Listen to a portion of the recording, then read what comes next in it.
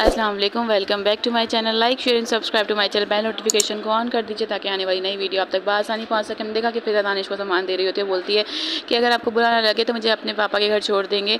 तो वो कहता है जल्दी आ जाओ। तो कहती है बस 1 मिनट रुके, अपना बैग लेके आती हूँ। बैग लेने जाती है, पीछे से दानिश की माँ आके बोलती है कि आजकल तुम्हारा रवि फिजा के साथ इतना चेंज कैसे हो गया। तो वो बोलता है बाबा ने मेरे पास कोई ऑप्शन छोड़ा ही नहीं, बाज़ दफ़ा ऐसा कुछ करना पड़ता है जो इंसान चाहता नहीं। यहाँ पे बाबा फारिस बात कर रहे थे तो माँ बोलती है बस देखते जाओ, फिजा के साथ रह रहा है मगर खुश नहीं है। दानिश छोड़ने जाता है तो फिजा बोलती है आप अंदर नहीं जाएंगे। वो बोलता है मेरे जो देर हो रही। तो कहती है प्लीज़ थोड़ी देर के लिए सही लेकिन चलें। वो अंदर जाता है, बाप देखता है, बहनें बताती हैं कि फिजा और दानिश भाई आए हैं। फिजा को बाप देख के बहुत खुश होता है। दानिश उनसे मिलता है और कहता है कि मेरी मीटिंग है, मुझे जाना है। तो फिजा बताती है कि हाँ उनकी मीटिंग है, उनको जाने दें। दानिश जाके सोचता है कि अब मैंने क्या करना है और ये मैंने क्या कर दिया है। फिजा बताती है बाप को कि मैं बहुत ज़्यादा खुश हूँ दानिश के साथ, मुझे घुमाने भी लेके जाते हैं। तो बाप कहता है बेटा उसकी फिजा में बदलना नहीं है। बाप तो ऐसे होते हैं जो बेटियों के लिए कब्र तक उतर जाए। दानिश को फ़ोन करके फिजा कहती है कि आप मुझे लेने आ जाएंगे। तो वो कहता है मैं देखूंगा, अगर टाइम मिल गया तो आ जाऊँगा, वादा नहीं करता। यहाँ पे पुप्पी बैठी होती है, सब बहनें खाना खा रही होती हैं। तो एकदम हानिया मोबाइल देती है आयज़ा के हाथ में और इशारा करती है। पुप्पी नोट कर लेती है। वो नमक के बहाने उठ के जाती है और देखती है कि आयज़ा किसी को फ़ोन कर रही है।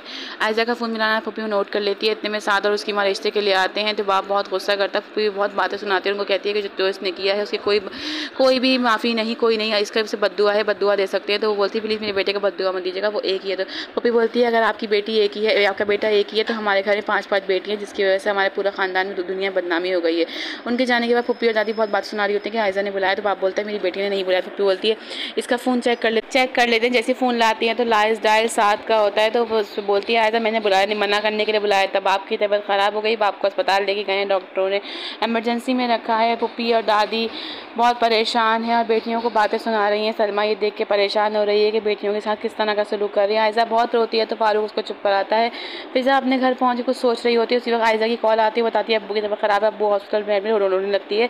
तो उसे दानिश कहता है चलो मैं तुम्हें लेके चलता हूँ। दानिश लेके नीचे आता है तो माँ और फारिस शादी में जा रहे होते हैं। तो वो बोलता है अंकल की तबीयत ख़राब। माँ बोलती तुम क्यों जा रहे हो, ड्राइवर के हाथ भेज दो। तो फिर फारिस बोलता है दानिश तुम जाओ भाभी को लेकर। माँ से बोलता है आपको अच्छा लगता है इस तरह करना। माँ बोलती है हम माँ के साथ जाने के लिए टाइम नहीं, एक बीवी के साथ जाने के लिए बहुत टाइम। फिजा पहुँचती है, आयज़ा से पूछती है क्या हुआ।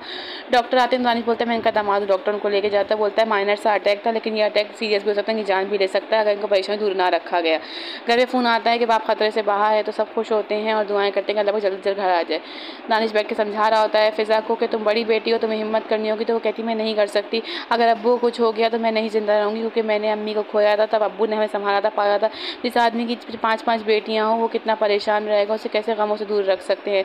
दानिश पूछता है तुम्हें कुछ चाहिए। तो कहती है हाँ अब्बू, अब उनकी है बहुत ज़्यादा हालत ख़राब, वो एडमिट हैं। जब रात को आयज़ा को घर लेके आता है फारूक तो नगमा भागती हुई आती है। तो वो बोलता है ये घर का मामला नहीं है, आपके भाई साहब की ज़िंदगी का मामला है। वो कहती है इसी को सब कुछ हुआ है, इसने सब कुछ किया है। फिर सलमा और दादी वगैरह सब परेशान खड़े हैं कि नगमा ये सब क्या कर रही है। आयज़ा फिजा से पूछती है अब्बू की तबीयत कैसी है। फिजा बोलती है तुम्हें उनकी फ़िक्र है, तुम उसके बारे में पूछ रही हो, तुम मुझसे बात मत ही करो तो अच्छा है। आगे जानने के लिए हमारे साथ बने रहिए, अपना ख्याल रखिएगा। अल्लाह हाफ़िज़।